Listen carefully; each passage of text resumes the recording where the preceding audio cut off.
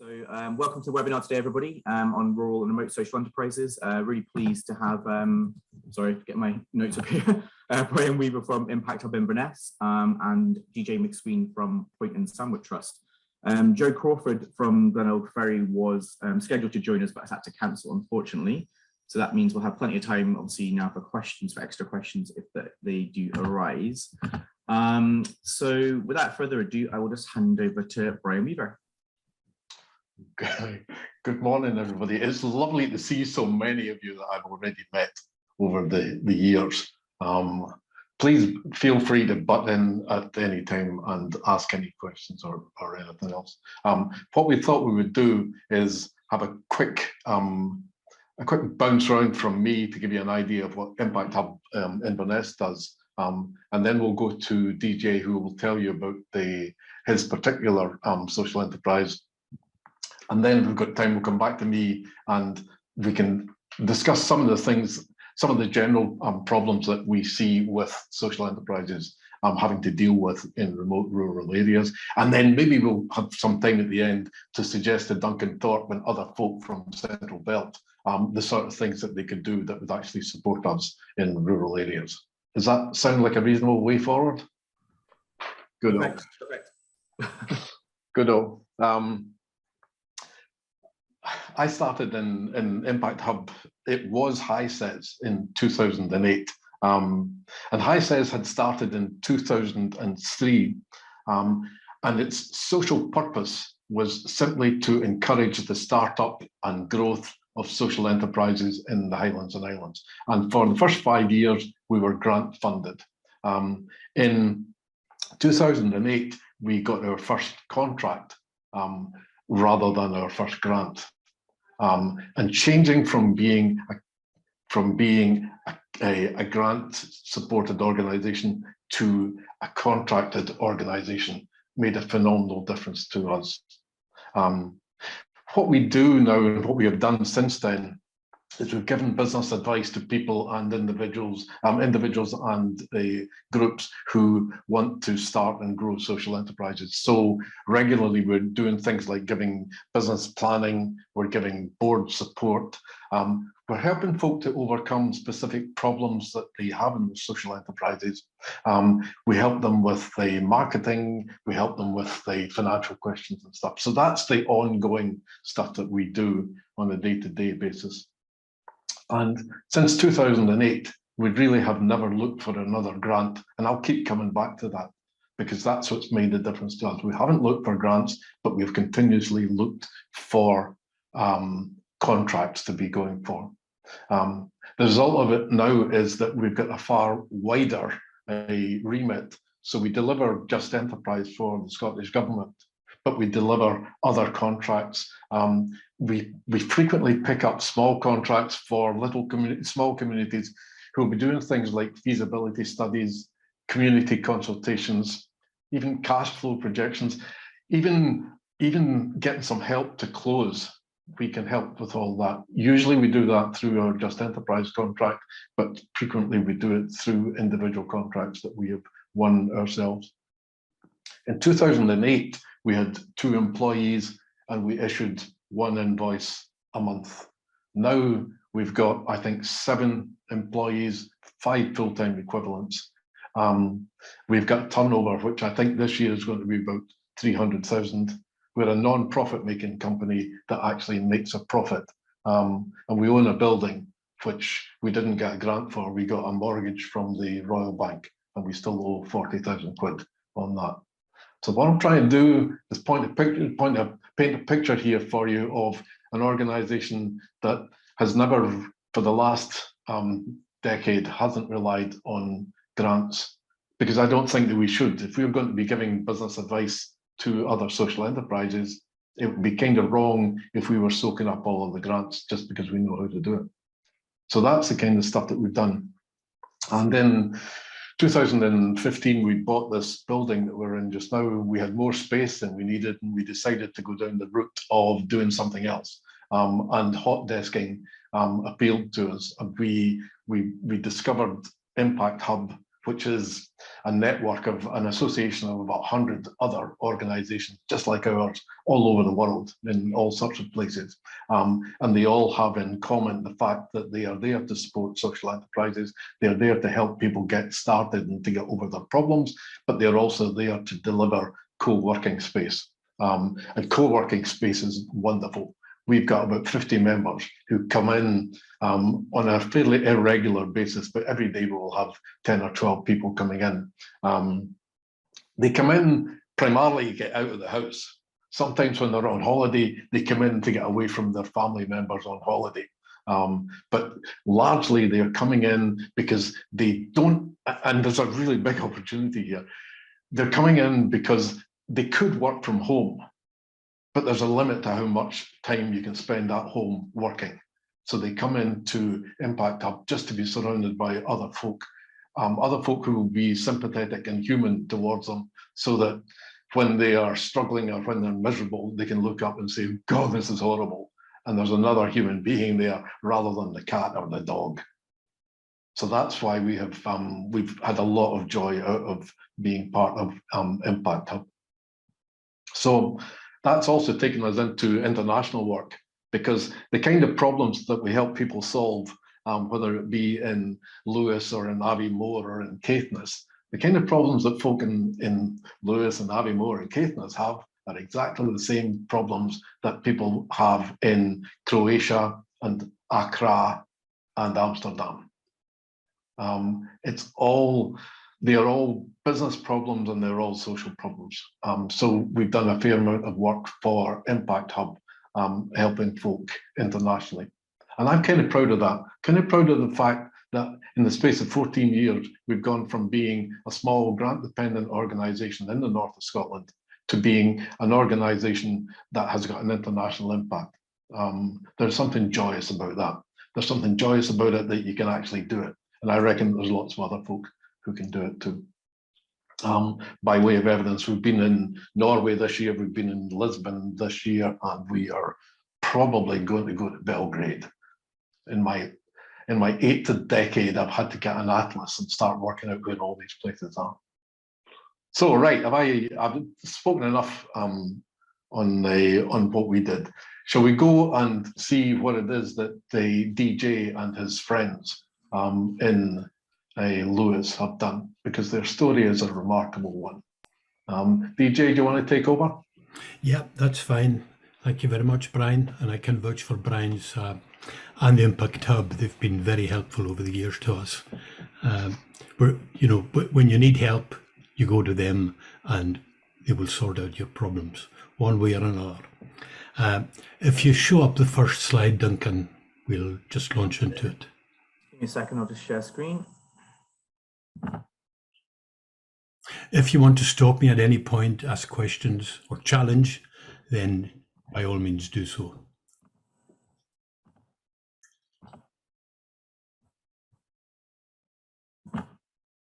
That's a view from the cafe. Our offices are in Knock. They've been refurbished recently. We haven't moved back in yet, but we hope to do so very shortly, certainly by September. Next slide, Duncan. We're 100% community owned, and we're a commercial enterprise, of course. We make a profit, and we built and maintain the UK's largest community wind farm at 9 megawatts.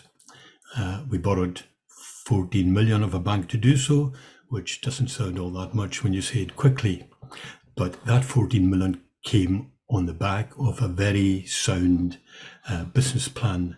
And of course, we had done all the research beforehand. We found the bank very willing to discuss our project with us, much to our surprise. But I think it was a business plan that swung them. And sure enough, we're making quite a lot of money, as you'll see as we go on. And next slide, Duncan. We've been earning money for the last 6 years, and we have to sell our electricity on because legislation prevents us from distributing it locally, which we would like to do at a discounted price, but we're not able to do that yet. Someday we will. And in December, an independent report showed that we had invested 2.38 million in the Outer Hebrides over 5 years. And that's not a figure plucked out of the air. That was Brian Weaver and Polly Chapman who carried out that independent impact assessment. We just needed something to prove that we were, and to show us that we were having an impact and the work we were doing was of value and we weren't just throwing your money away. Next slide, Duncan. So our aim when we set up in 2005, which is a long time ago, was to build a commercial scale community wind farm. And we had loads of naysayers, as you can imagine, but what we did have was a community that were determined to succeed and were fed up of being told no at every turn. You can't do that because you're too small. Leave it to the commercial guys to do it. But we did exactly what any commercial organization would do. We assembled a team of professionals to help us do all the business planning, help us through the planning process, do all our environmental assessments. And the key turning point for us was in 2009 when we got planning permission. That made a dream, it made it of value, and it meant that we would be able to eventually build our wind farm once we got the cash to do so. And at that point in October 2009, I think it was, we got an approach from one of the big six offering us 4.5 million plus a 51% share in the wind farm. We decided we're not going to do that because we would lose control. They would build it and they would be in control of all the finance and we wouldn't have a clue how much we were actually earning, and we would end up probably getting a pittance and they would benefit from all the hard work that got us our planning permission. So then we were in discussion with a commercial bank, the Co-op Bank, for 3 years, and we were months away from financial close, they kept telling us, but the months stretched into years and we began to realize something odd here. So we changed bank, which meant we had to go through all the process again. But in August 2014, we got the cash and then we built our wind farm and had it operating within 2 years after that.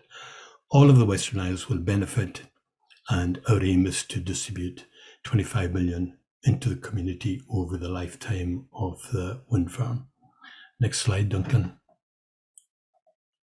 You can see that we're in good company because community energy in the Western Isles is a big thing. Although we're the biggest at 9 megawatts, there's 22 megawatts of energy being produced in the Western Isles by community-owned energy companies. And that is huge. And I just wish that the council, for instance, would recognise that achievement. And over the course of a year, these companies pump something like 2.5 million directly into the Western Isles economy. And that's big. We would love to build more, but circumstances are not right at the present time, which I might touch on later. Next slide, Duncan. We use our income to support community projects in the 18 villages in Point and Sandwick. And there you can see some examples of what we do. We support youth groups, schools, old folks clubs, and we've got a range of electric bikes now, which are owned and managed by Point and Sandwick Coastal Community Path. As well as doing all of this, we took a very conscious decision right from the start that we would not become a major employer, because although we could have done that, we thought, no, we're not going to do that because that would destroy community initiative. We will leave it to the community themselves to come to us with their projects and we will finance them. And that has proved very successful because we have 2 community consultants whom we contract, Alistair Nicholson, who I think is on this call, and Tony Robson, who help these communities get their act together, basically make funding applications to us and to other funders to get the projects off the ground. And over the course of the last 5 years, that has raised close to £1 million in extra funding levered in. Next slide. We support well-being, which is very important to us because mental health is a problem in the islands and social isolation is an even bigger problem. So we do things that promote social, educational, cultural and environmental the well-being of people in the community. There you see some examples of people that we have helped. Next slide. Point of Sandwick Trail, which I mentioned earlier, they're going to build a coastal path of 40 kilometres around the Eye Peninsula. And Alistair and Tony, our community consultants, played and still play an important part in that. The aim of that is to open up a coastline, but also to get people out walking and cycling and enjoying the beautiful weather and the beautiful views that we have in the Western Isles. And that has drawn in quite a lot of external support as well. Next slide, Duncan. We have built these paths to quite a high level of finish. Most of them are wheelchair accessible. In the course of doing that, we've carried out coastal erosion work to preserve an ancient chapel, which you'll see in the top left corner there, which was in danger of falling into the sea. We did a lot of coastal works there. We have new steps going down to a lovely little cove in Shullyshadder, and we've completed a new road or a new pathway from connecting two villages.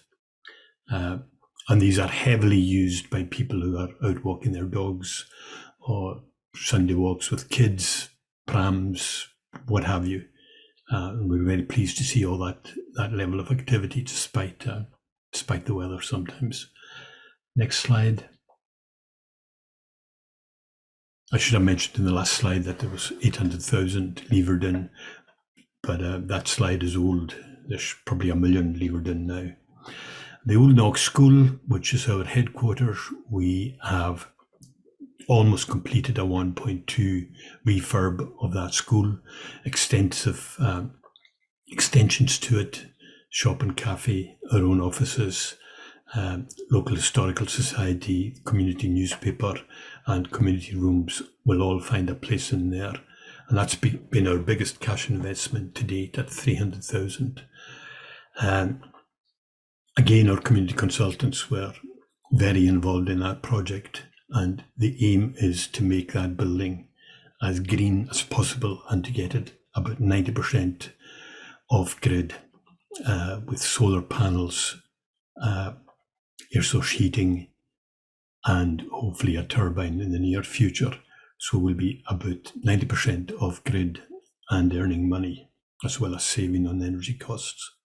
And it's a valuable demonstration of what you can do in rural areas with green energy development, which can be quite difficult in rural areas. For instance, you can't really do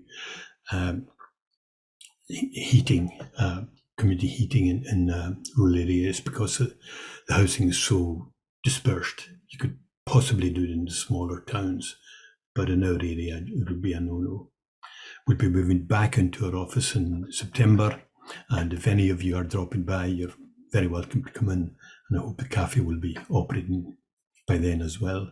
Next slide, please, Duncan. 2020, in March, we had a board meeting, and we knew that something absolutely significant was about to happen. So we decided that we would shut the office. This was before we started the refurb. We would shut the office, and we gave £40,000 to the local health board which was designed to help frontline staff and give them some freebies and some comfort to alleviate their strain, which was obviously there at the beginning. We also instead of sitting back and thinking, well, what are we going to do? Are we just going to shut the shop and wait until all this is over? But we didn't do that, and Alistair was able to source quite a significant amount of cash from the Wellbeing Fund and from Highlands and Islands Enterprise, and we introduced a free meals delivery service, telephone befriending service, and a free grocery pickup and delivery service with 17 volunteers delivering to 260 households. We gave 3,500 emergency food packages, and we delivered over 5,000 cooked meals in that time from a pop-up beside our office. So that was a really good thing to do, although it was quite out of the normal. It wasn't our daily work at all. But rather than sit at home in lockdown and be bored out of our skulls, we thought it's better to do something positive, and that went down really well. Next slide, Duncan. Yeah, as I mentioned earlier, we gave 40,000 donation to NHS Western Isles, and we also gave 5,000 to each of the community councils in our area.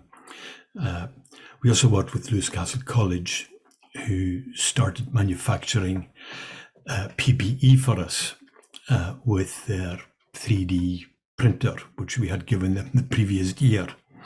So they started making these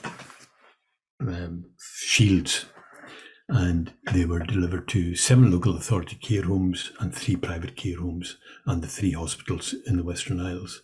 And that was quite an exciting thing to do as well, and it kept the college and the students occupied too. Next slide, please. Then in October 2020, it all crashed because our electricity, as well as being used locally, is exported to the mainland via cable through to Skye. The cable broke in October and we were immediately shut off. So all the wind farms in all the islands in the Western Isles were shut off, and SSE fired up their diesel power station in Stornoway, and for nearly 9 months they were pumping pollution into the air, and our income was off. Next slide, please. So fortunately though, although our income was shut off and we had to survive for just about a year with no income, we had enough in reserves to keep up our bank payments and also to keep the charitable side going. We stopped our grant making except for very, very small grants, and people were very understanding about that. We didn't come under any pressure or any criticism. Everybody understood, well, the cable's gone, you have no income, you'll be lucky to survive.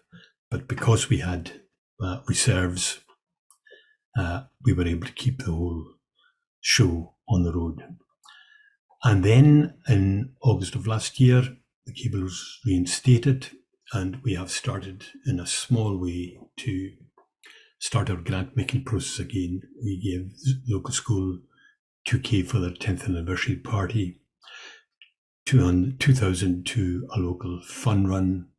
We fund a local festival, which is a free festival using all the musical talent that's available locally, and we gave 2,000 to local agriculture show. And all that was designed to kickstart all these sort of activities again, which had been suspended for practically 3 years because of lockdown. And we thought it was really important to get all that up and running again, to let people enjoy themselves again and bring a little light into society here.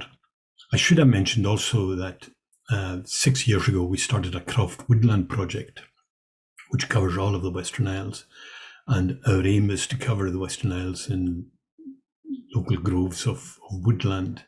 This is in partnership with the Woodland Trust, and that is going really, really well, despite the climate and despite all the difficulties, there's been a huge interest in it, and trees that were planted 5 years ago are doing really, really well because they were specially selected to withstand the Western Isles climate. Okay, now we've done very well since we were connected back up with the cable, and you're paying for it because energy prices have gone through the roof, and it's completely ridiculous. We are making quite a bit of money, and over the next 6 months we'll be investing £500,000 into local capital projects in the Point of Sandwick area. That's between now and December, and we'll probably have a similar sum to go into the new year with. Now these are huge sums. Unfortunately, the way the energy markets are designed and set up in the UK, it's completely and utterly illogical, and we're paying through the nose for an energy. We are still looking at ways of possibly doing something to help locally with people with their energy costs. But because we're a charity, we will not pay anybody directly. We have been working with an organisation called TIG, Technisch Gaul, to deliver an LED project for us, which was to convert all the lighting in the Point and Sandwick area to LED lights, which can save up to 10% of your electricity bills. That project finished at the end of 2019, and we were exploring ways of having another project to alleviate fuel poverty when lockdown came and then the cable broke. But it's something that we'll have to actively look at again, because the islands are top of the league as far as fuel poverty goes, which is not a pleasant place to be. And it's actually quite an embarrassment for us to be raking in all this money on the back of that. So there have been some government initiatives. There haven't been any local authority initiatives locally here anyway. So we're keeping an eye on that just in case we have to step up again and set up a project to help people in fuel poverty. We would deliver that through a third party in a partnership with TIG or some other organizations, because we're not experts in fuel poverty. In fact, we're not experts in anything. But what we do is we rope in people who are experts to help us deliver and design any projects that we have. And I think that's really important, that you don't think that you have all the answers, because clearly we don't. And the other thing that we do regularly every 5 years is we go back to the community and do a community consultation to see what the needs are and what the demands are and what they would like to see happening in their community. We carried out the first of these in 2009 and then again in 2016, and recently last year Impact Hub carried out another community consultation for us to help us design our next 5-year plan. And I'm very pleased that the Impact Hub assessment of what we had done in the previous 5 years found that we had delivered on every single objective, and we hope to be able to do that with the next 5-year plan as well. It's really important to keep that community connection live and operating well. That's not to say that everybody in the community will be fully behind you, because obviously not. We do have our detractors, we do have our enemies, but we just soldier on. So that's probably about all I've got. I don't know how long I've been wittering on about, but I'm quite happy to answer any questions that you may have. Yeah, if anybody's got any just immediate questions for DJ, please do come and put your hand up just now, or if not, that's okay too. Brian, do you want to just come in maybe just to maybe summary of it, kind of round up? I would just like DJ speaks as if we somehow praised him unnecessarily, but DJ and I go back considerably, and there have been times when we've had disagreements, and he refers to the fact that there are detractors in the community. Quite often, people who manage to do things that other folk just cannot do. I'm not the easiest people to be getting on with, DJ. No, so some of those detractors are, their position is understandable. Yeah. But I think you've done a wonderful job.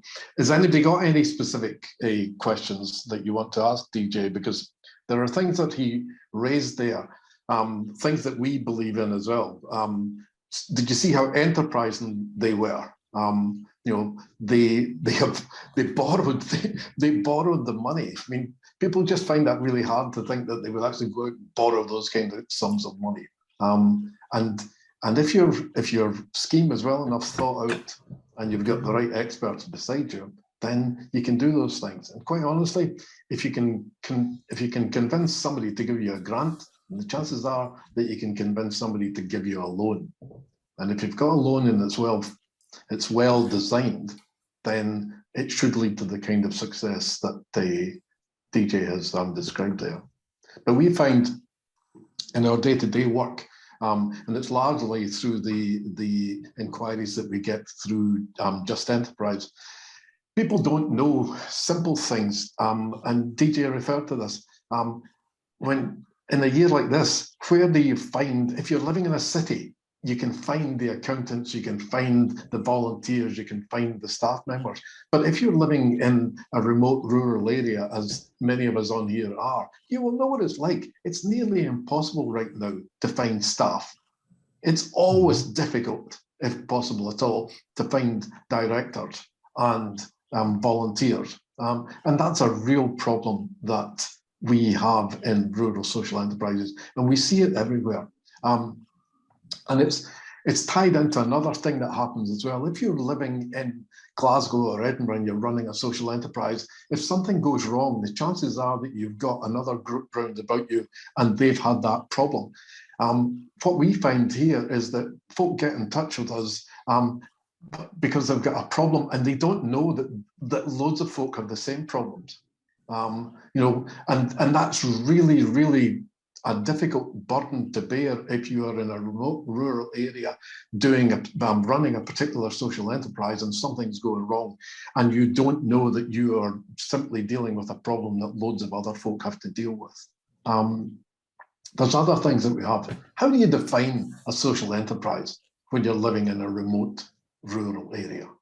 As far as we're concerned, there are some small commercial businesses that are every bit as positive as organizations that we would call social enterprises. If you're the only person who's running a grocer's shop in a remote rural town and you've got 4 kids who go to the local school and you have got this shop that supplies stuff to the village, then is your organization not just as social and not just as enterprising as one that we would call a social enterprise? I think that Scottish Government could do something to look at that sort of thing. When you're looking for expertise, right now everybody is trying to find folk who can do the net zero stuff.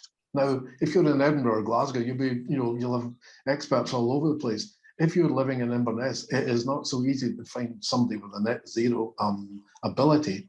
And if you're living in Brora or Tongue, and you've got to come up with a net zero program or a program for yourself, then you're not going to find somebody easily to deliver that. And it's the same with everything. The problems that we really have in social enterprises in remote rural areas are all about that. It's about how you get them. And classically, it's how do you get customers? The business plan that would work for a social enterprise in Glasgow or Edinburgh isn't going to necessarily work here, simply because with the best will in the world, you're never going to have the number of customers You can open a place in London and sell something, and that thing that you sell can be really, really bad. And it doesn't matter, because you'll get 8 million people who will walk past your door. God help you if you open a cafe in a room in a small Highland village and your coffee is bad. That's you out of it forever. So I was just going to say, Brian, I've just noticed we've actually been joined by Joe Crawford. Joe, would you be happy to kind of do a wee presentation, if that's okay? I know you've had a work issue to deal with, so but happy to come and speak. You're muted just now. If you're happy to come in.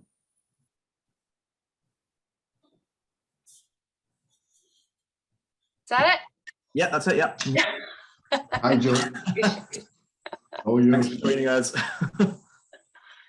Thanks very much, folks. First of all, to kind of say my apologies for joining the meeting late. We had a bit of an emergency on our hands here first thing this morning, so I was late joining you. But it was very interesting to listen to DJ's presentation, which I caught most of, I think, Donald John. What an inspiring project that is. I will take you through a little bit about our project, which is a little bit more humble, perhaps, but nonetheless worthwhile for all of that. I do have a presentation out. Duncan shared Donald's screen. I'm going to try and do that myself. So just hang fire with me and see if I can actually do it. Yeah, you should. I've just made you co-host, so you should be able to just click share screen at the bottom. Hopefully, it should work. Okay, right. And I need to find the thing I want to share. Here it is. Is that right? And then make that bigger. Yeah, and just click slideshow at the top. Yeah, right. Thank you. Is that it? Slideshow.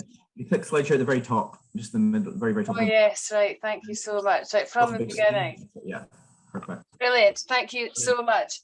We are the Isle of Skye Ferry Community Interest Company, formed in 2005. That's our wee boat there. We operate at between Skye, Kilray on Skye, south of Skye, and the mainland at Glenelg, which is the closest point between the Isle of Skye and the mainland Scotland, therefore the original crossing point between the two land masses. So historic in its own way, part of a historic drover's route from the Western Isles down through Skye down to the mainland there. So historic in its own right. And there, that's us right there, that tiny wee dot in the middle. You see us pulse there. This is a drone shot from the top, so you can see how close the crossing itself is between the two. So Skye on the left, mainland on the right. There you go, another view that somebody kindly took for a drone. You can see the two arrows pointing at the slipways either side of that wee stretch of water. Now there's been a crossing at this point, a ferry crossing, a vehicle ferry crossing since the 1930s, and some of these lovely old photographs show you exactly what that looked like back in the day.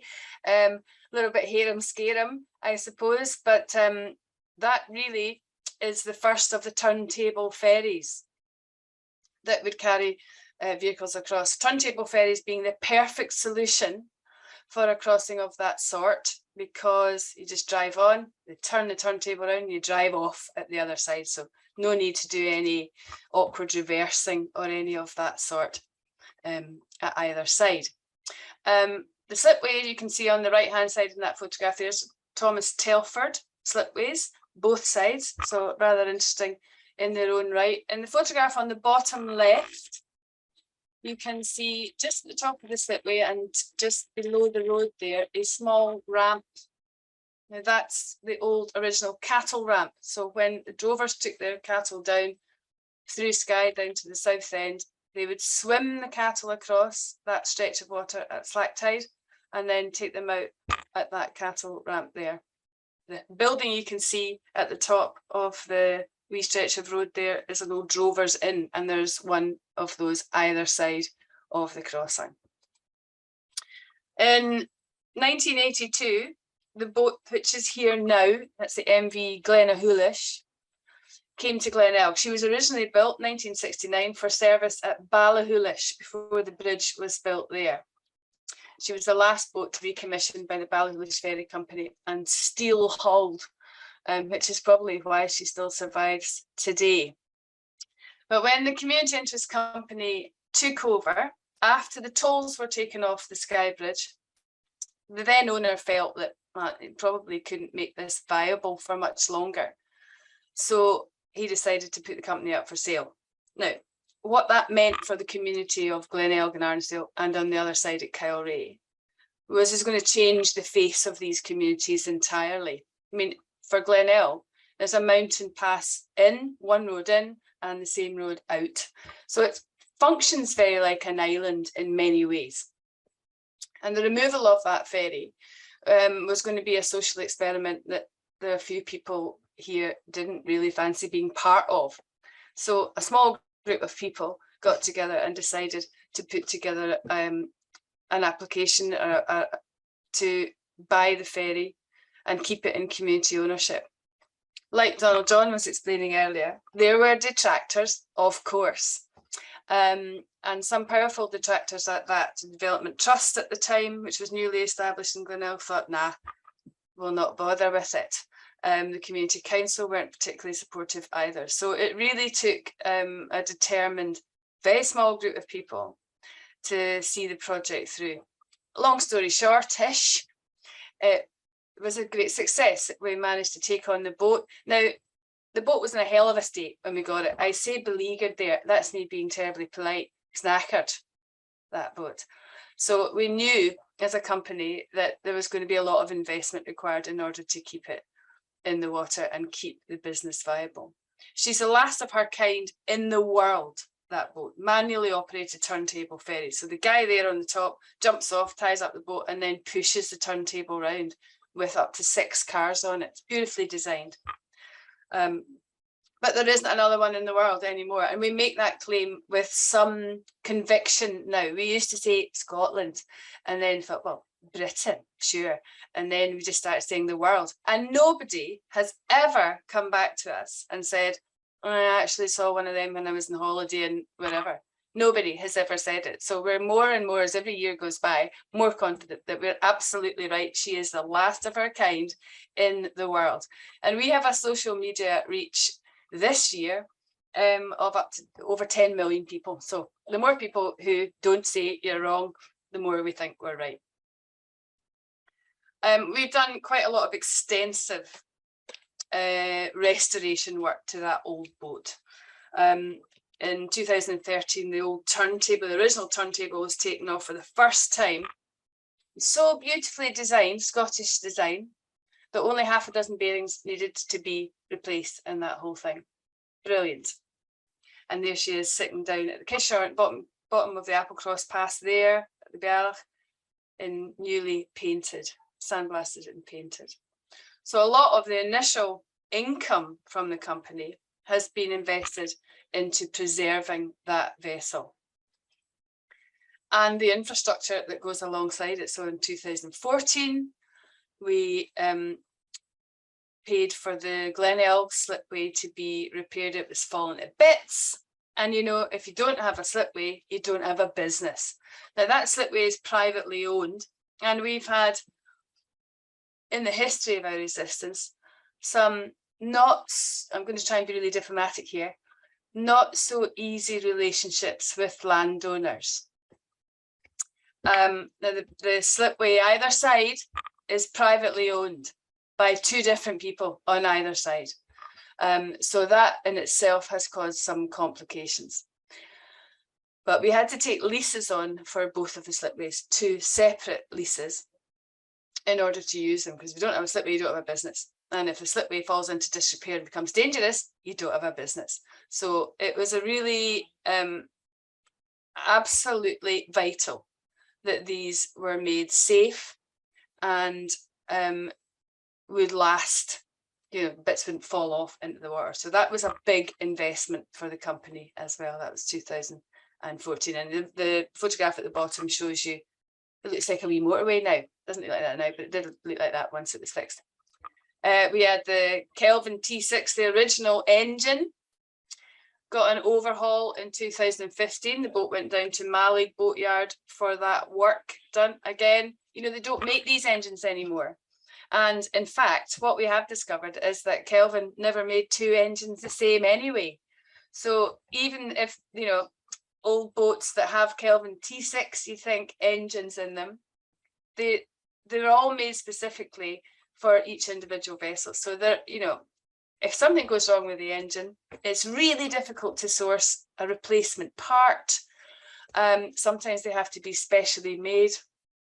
We have forged really brilliant relationships with two time-served Kelvin engineers who've got a workshop in Glasgow. They're a couple of Fred Dibnas, these guys, and they've got a workshop that you have to cower under a tiny wee opening like a hobbit, and you go in and it's just extraordinary. The place is just full of bits of engines, and they've been wonderful to us and really helped, and they were instrumental in helping us get the engine overhauled as well. So another huge but absolutely necessary investment for the company.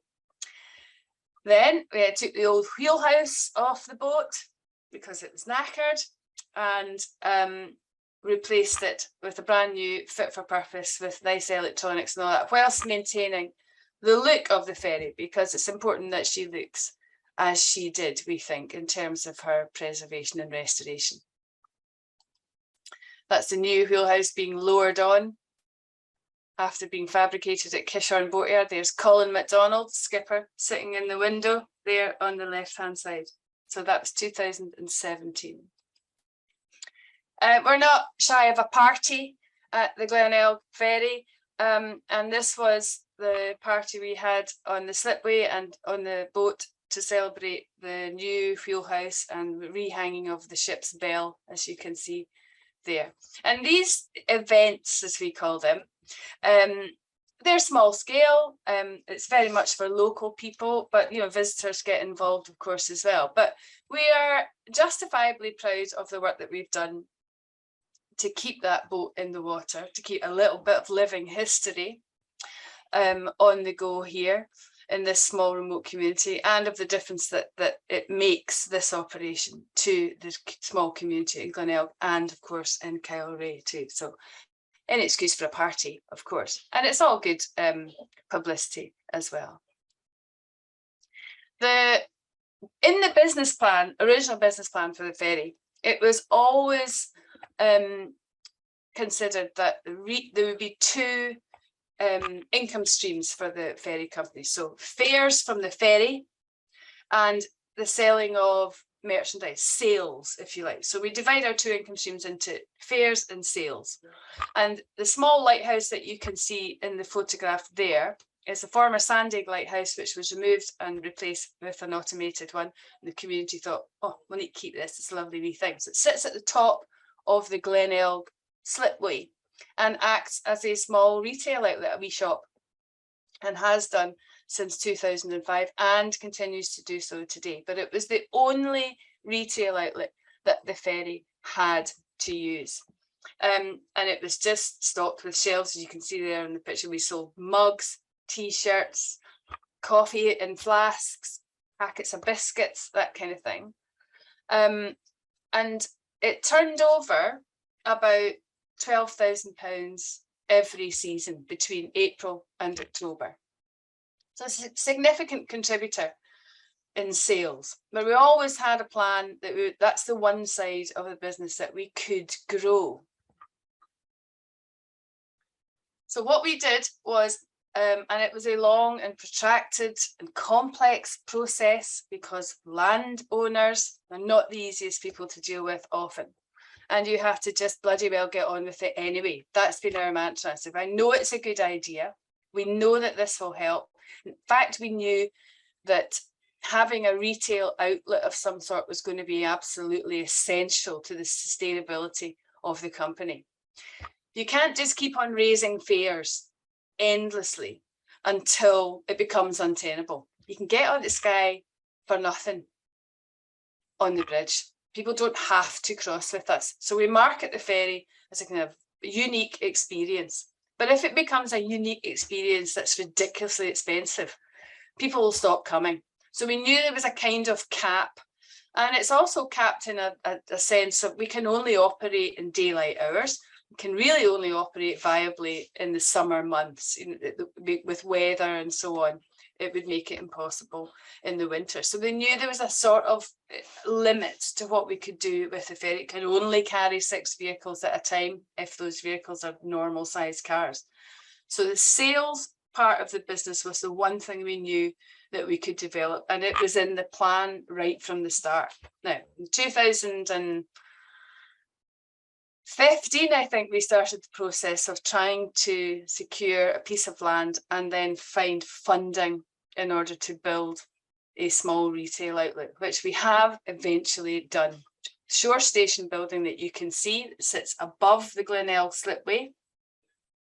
Opened in 2019. We got leader funding, last gasp of leader funding in order to do that, and a little bit of help from HIE and some investment from ourselves as well. In fact, 1/4 of the costs came from our own pocket. I have to say, I don't know how involved you all are in funding. I know some of you would be heavily involved in that kind of thing. But I cut my teeth, if you like, on leader funding. And now I feel utterly invincible. If I can do that, I can do anything. So there's the shore station as it stands now. And in 2021, we didn't operate at all in 2020. 2021, we ran a small cafe project. So an existing cafe business in the village that couldn't use the village hall because it shut down after COVID, came and ran a wee project for us there. So they brought all their kit, didn't cost us anything in terms of investment, tried it out, and it was a tremendous success. So from the results of that project, we understood that, yes, first of all, it would work. And secondly, we could afford to buy the kit that we needed to run it. And we knew how much we could pay 2 part-time people to run that project for the ferry company. So it was a really worthwhile experiment. That's the inside, the retail part of the inside of the shore station cafe. It operates as a takeaway cafe now. And the contribution that the shore station has made to the overall income of the ferry is actually astonished us all. In the next few slides, look at that lovely view from the sitting outside looking, having your cake and coffee. So you can't beat it, it's just brilliant. The next few slides I've got graphs on them, so they're quite boring to look at, but I'll finish off with a little bit of video just to warm everybody's hearts a bit. This is a chart that illustrates passenger numbers since 2014, 2022. We keep really comprehensive data every day, and it's done the old-fashioned way. The guys on the boat write down on a piece of paper how many cars they took over at 10 o'clock, how many cars they took back at 20 past 10. So it all comes back and feeds into the data, which has been terrifically useful actually over the years in terms of justifying ourselves, and also for funders and for situations like this, sharing information with people. Now, the number of passengers per month over the years follows a kind of predictable trajectory, but it has also tended to kind of plateau a wee bit. You can see that in 2020, which is the pale 21, I beg your pardon, the pale blue column there on the towards the right of each of these groups of bars. As a result of the kind of COVID, we did really well in August, you can see, and September. So that, we're quite encouraged by that. But 2022, if you look at the yellow, our passenger numbers this year are really, really down. The next slide, the number of vehicles that use the ferry, keep that data as well, way down. It peaked a little bit more in May, but if you look over the last 7 years, it's 8 years actually. So the previous 7 years, passenger numbers are really, really down. And that's a worrying trend for us. I'm sure you can understand. Now, we're not alone. It's other places in Skye and roundabout are experiencing reduced numbers as well. But if we don't get all that many people on the ferry, we're in trouble. Now, the two income streams are interdependent, of course. The cafe doesn't exist without the ferry there, or it could, but we'd have very few people coming. We're right at the end of a right at the end road. And if we don't have the cafe, the ferry is in trouble because that's not enough money to keep us in business. This is the sales and merchandise graph for the same period of time. So we didn't operate at all in April in 2021. So there's no green bar there showing you what we took in 2021. But if you have a look at the difference in the cafe and merchandise sales since we've been running this cafe project and the increased sales of merchandise that has produced, it's really significant. And this is the comparison income. So fares in green, sales in blue. And you can see 2022 is a projected figure based on what we have so far. You can see that, there's not a massive difference in terms of fares. It has plateaued at that for several years, but the area that is growing, and thank goodness it's growing, is the sales part of it. We carry about 35,000 passengers between April and October every year. And common sense is if every single person that used the ferry spent an extra £1, we'd have £35,000 on the bottom line at the end of the season. So sales are really significant for us. And it's the one thing that really is growing. So there's percentages. So there's the last 3 years. It's the same sort of thing, just slightly differently worded. But in 2022, we're looking at sales being a 32% contributor to the overall income. This is what we do. We employ people. I don't know if any of you have ever been to Glenelg, but it's right over over a mountain pass, as I said earlier, right at the end of a road. You're either coming here or you're not. You don't pass by it. You have to take a turn off the main road and come. There's a population of about 210 people in a 15-mile stretch in Glenelg. And I think there are a permanent population of about 8 people on the other side in the wee hamlet at the other side. So it's a tiny community. We employ 17. In fact, just yesterday, we took on another employee. So you can put that number up to 18 now. That's effectively 20% of the population of either side of the water. So significant employer.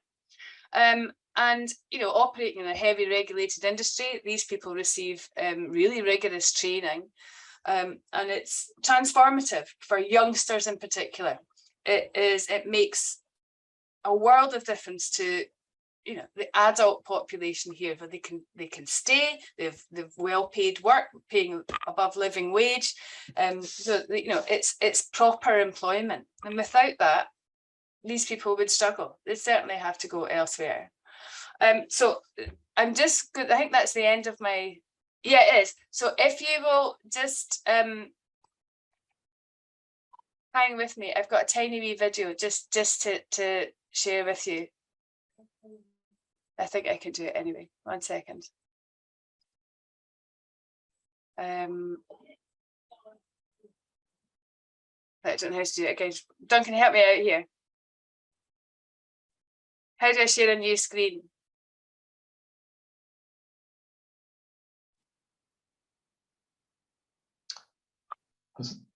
Okay, right. I think that's. Can you see that video? Can you see the wee dog? Yeah. Brilliant. Okay, right. Let me just make that nice and big and then I'll play it for you. There you go.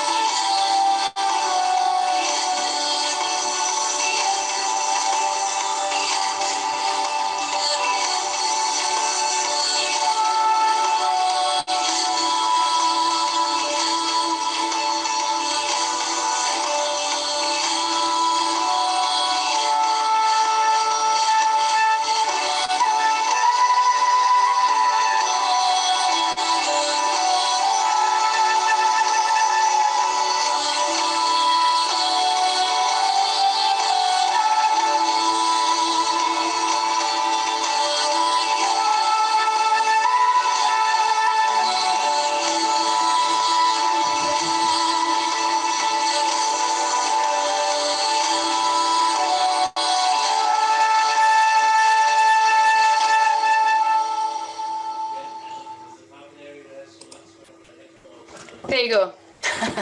How's that? That was great, Joe. Also great timing because my computer logged me off, unfortunately. So that's good timing. I just got back in there at the last second. So I'm actually logging on from Poznan in Poland today. So yeah, the privilege of having a laptop. So I think firstly, the first comment to make would be it's really, really impressive what you guys have been doing, I would say. I mean, I'm just astounded to go to this kind of scale of scope of activities from all our speakers, to be honest. So we're all running over time a little bit just now, but I'm happy to continue for another 5 minutes if everyone's okay with that.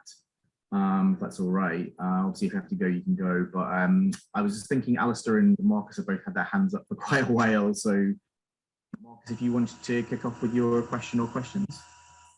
Yeah, perfect. Let me start. And firstly, everything was really impressive. So it's amazing to see what's been done. I've got a question about the wind farm. And I work with community enterprise. I'm originally from South Africa. And when we worked with solar farms over there, we found that the community would only start getting any sort of money from solar farms after literally 10 to 15 years, when the cost of finance and everything's been taken into account. Yet it seems in your case, you're getting funds for the community quite rapidly after the wind farm starts working. And I was just curious to know more about that. Yeah. We were very, very fortunate indeed, because we didn't have to go out looking for customers for the end product. You know, the customers were already there. We sell through a third party to the national grid. The business plan was very robust, and within 6 months of the blades turning, we had sufficient reserves to start paying out gift aid. So very, very profitable, because at that time there was quite a lot of subsidies coming in. There was feed-in tariffs and renewable obligation certificates. We were too late to get the feed-in tariffs because of difficulties with the landlord, who, although it was a community landlord, they prevaricated and delayed, so we missed out on a major part of the subsidies. But even at that, it was very, very profitable right from the get-go. And I don't think we would not have had the patience to wait for 10 or 15 years from building the wind farm to actually paying out community benefit. That may have deterred us, although in fact it took us 10 years to get the project off the ground and built. But because we always knew that within 6 months of completing the build, we would be able to pay out community benefit. So that made a huge difference.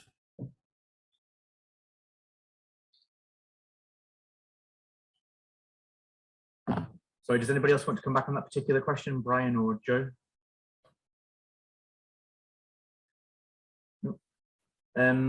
Alistair Nicholson, do you want to come in just now if you've got a question?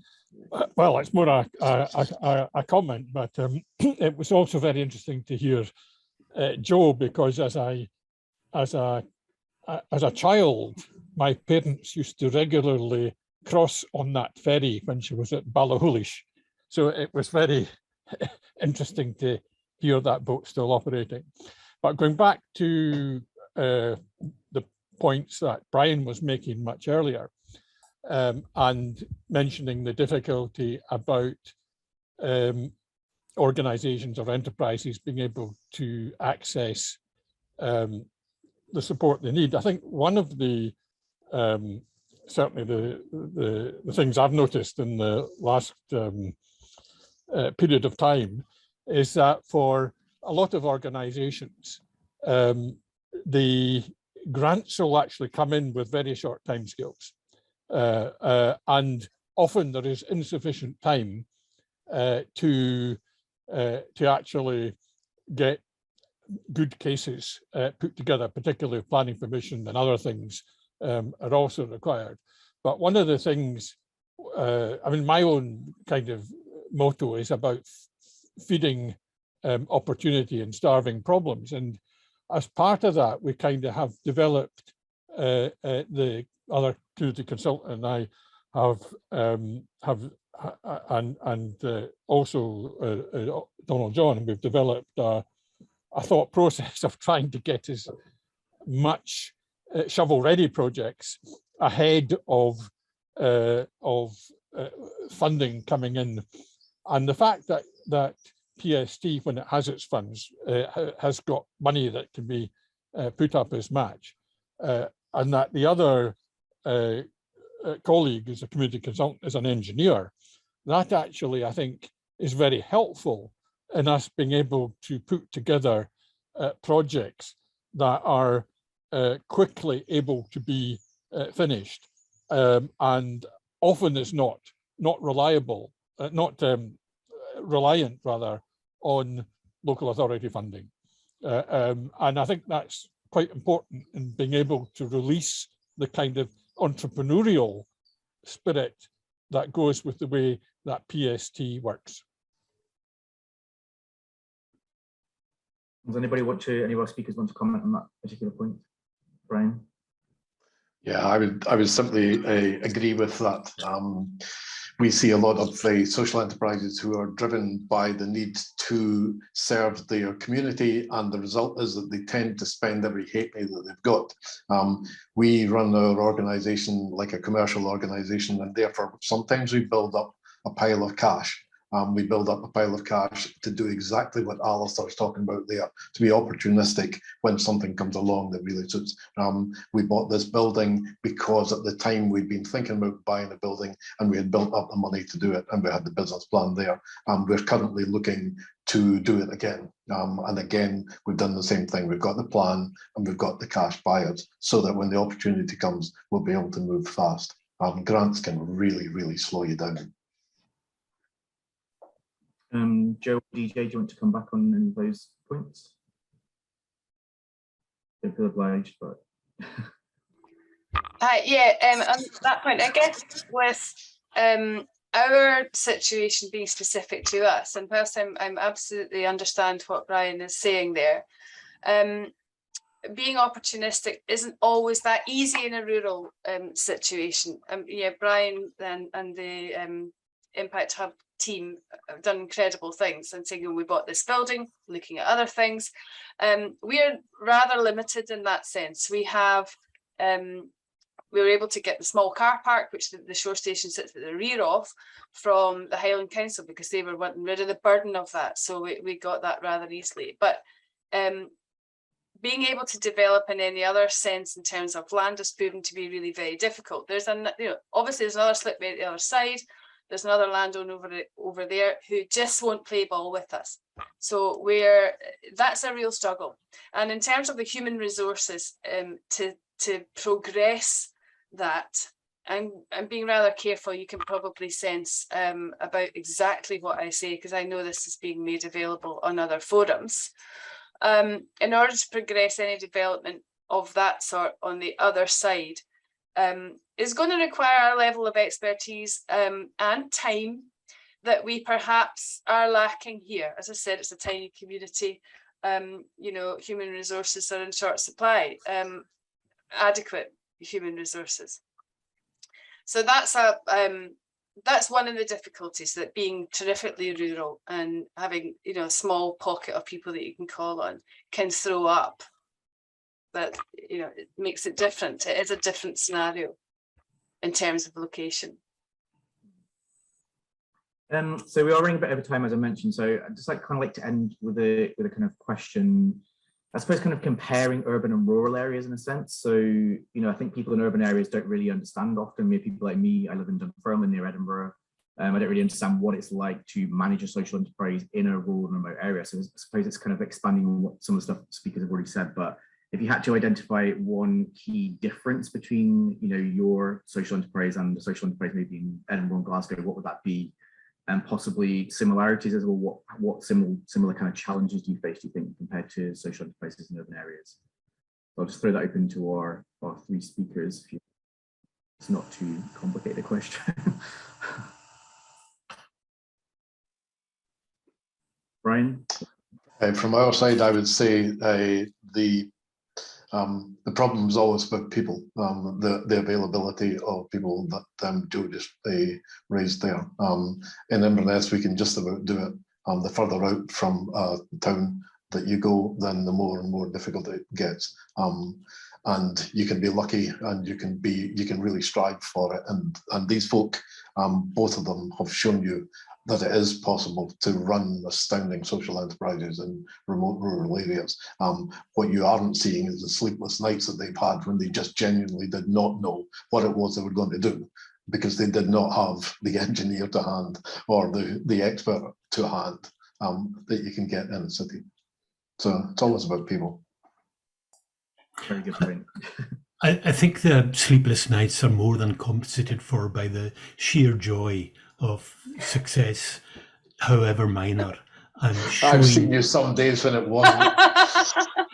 Yeah, but you know, it really is a pain when local authorities or landowners really thwart your efforts to improve your own local area and to set up viable social enterprises in your own local area. And I think that's probably more marked in rural areas, especially with landlords and local authorities who think they are better at doing everything themselves, whereas they're not, and they do not really listen to local communities. You know, they have their own agenda, which doesn't always tie in with the local community agenda, and that can sometimes be a real pain to surmount that. Yeah, I would absolutely agree with that. And one of the difficulties that we are experiencing this year, and we're not alone, I know that you know, the local hotel and so on, is staffing. We are finding it really difficult to get people and to keep people. And one of the problems, of course, and again, we're not alone, is housing. There isn't housing here for young folk to come and stay in. So we've got them in caravans, you know, at the back of people's houses. And there was just a local authority project of, well, application for 4 new affordable housing sites at the top of the Ferry Junction Road here that's just been cancelled because they only got one quote you know, for a tender, and it was too high, so they just decided to abandon it, which is an utterly shocking situation. So we've got an emergency community council meeting, which will be in attendance at this week, to say, well, you know, we've got a community full of builders, why don't we do it ourselves? So, but you know, an enormous amount of time and expertise required to even just get that off the ground, and it won't be timeous either. One of the points I would like to make, and I always like to make it, given any opportunity at all, when it comes to funding, what I would like to see, if I ruled the world, the funding world, what I want to be able to do is to get on a screen like this, or send them a bit of A4 that says, this is the project, this is why it would be brilliant, and then they come and see us. Come, get off your seats, come out and see us and see why it's essential. Don't put us through the mill. You know, when you're a small organization, and you're people limited, and you know, for instance, this morning, I mean, I'm the general manager of this wee glorious outfit, but this morning I was doing traffic management and phoning the ambulance and being on the telephone and the radio comms for the situation that was happening at the other side of the slipway. Sometimes I'm scrubbing the toilet, and a lot of the time I'm emptying the bins. So I'm doing, you know, we're doing a lot with a small group of people. I don't want to be put through the mill every time I want some help with something which is worthwhile and will make a difference. But I would like it for funders to be their business to come and see why. That's my rant over. That's a very good point to end on, to be honest. And I think, yeah, that's something we can certainly raise with funders and social investors, definitely. So so we have run over time a little bit, but I'm quite happy with that, perfectly relaxed with that, because I think that's a really interesting discussion we've had there.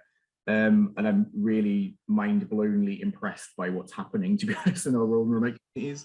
And hopefully a lot of people from urban areas who've been here today have been really impressed as well. So we will be taking forward this discussion as well. This isn't the end of the discussion, so we'll speak to Brian and others about how the new single enhanced intermediary might engage better with our rural and remote communities.